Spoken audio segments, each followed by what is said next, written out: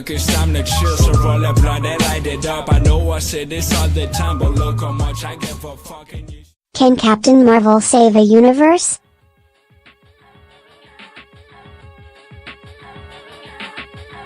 Brie Larson's Captain Marvel hasn't yet made her big screen debut, but as audiences continue to process and debate the events of Avengers: Infinity War, it's time to take a closer look at Marvel Studios' next hero.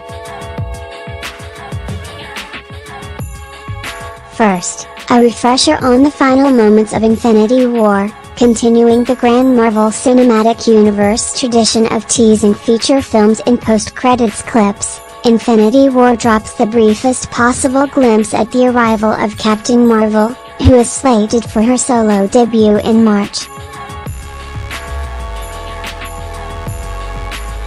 The tease is brief, a split-second look at the blue, gold and red Captain Marvel logo on the screen of a device carried by Nick Fury, Samuel L.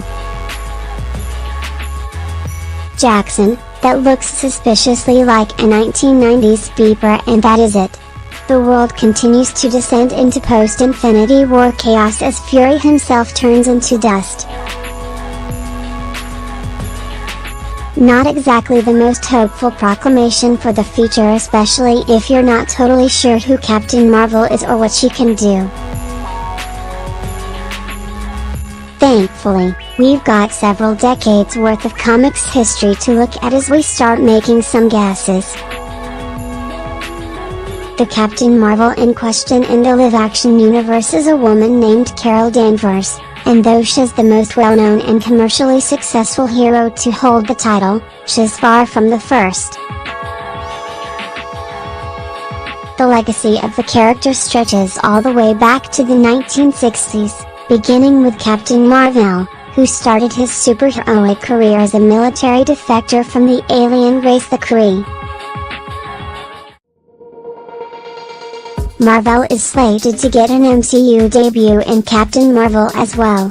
Jude Law is playing Marvel's human alter ego, Dr. Walter Lawson, though it's unclear if he'll remain an ex-officer in the Kree army in this incarnation. Danvers didn't actually take the name Captain Marvel until 2012, though she's existed in Marvel Comics for nearly as long as Marvel.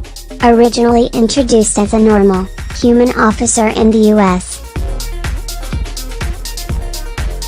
Air Force, her powers resulted from an extremely 70s sci-fi accident in which she was caught in an explosion that resulted in her DNA merging with Marvel's genetic code, making her a Kree-human hybrid.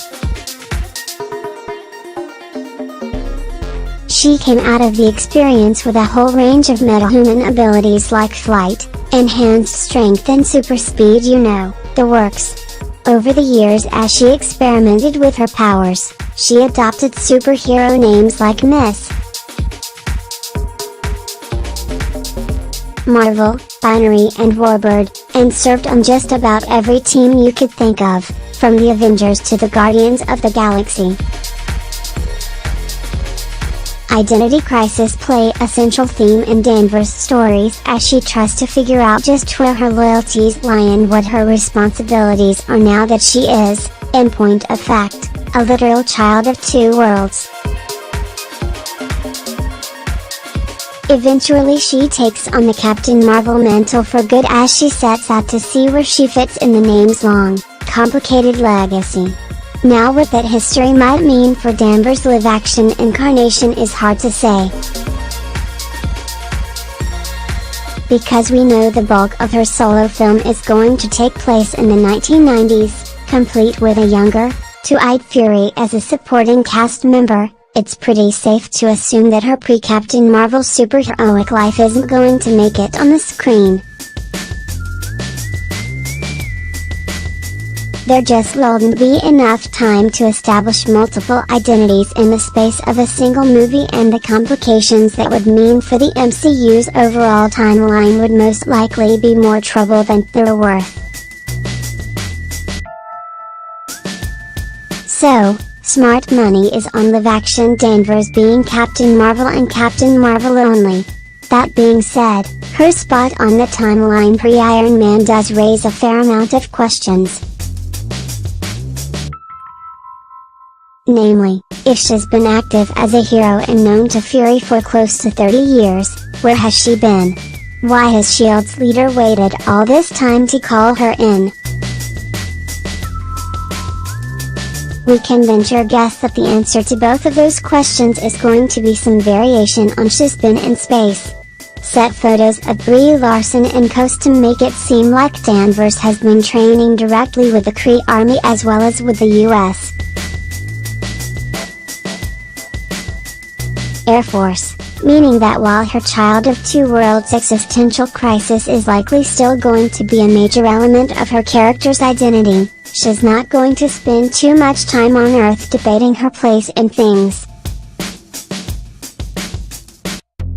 It's very likely we're going to be left with a Danvers who commits to joining and training with the Kree wholeheartedly, though whether that's a choice she makes herself or one that gets made for her is still up in the air. That doesn't mean she's a traitor to humanity, or even disinterested in the proceedings on Earth. The MCU has spent some time building up its version of the Kree Empire over the years, most directly with the Kree zealot Ronan the Accuser, Lee Pace, and Guardians of the Galaxy Ronan, if you can recall all the way back to 2014, spent some time working directly under Thanos, Josh Brolin, himself. Pace is set to reprise his role in Captain Marvel, making it entirely possible we're going to see the seeds of a very personal beef between Danvers and Thanos, or, at least Thanos followers, blossom in her solo movie.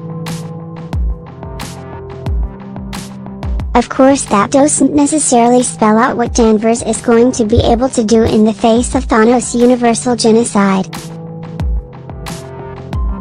Make no mistake, Captain Marvel's abilities and intergalactic origins make her the closest approximation to a hero like Superman in the MCU roster next to the likes of Thor, but even a person with that kind of power can't exactly remake reality with their bare hands.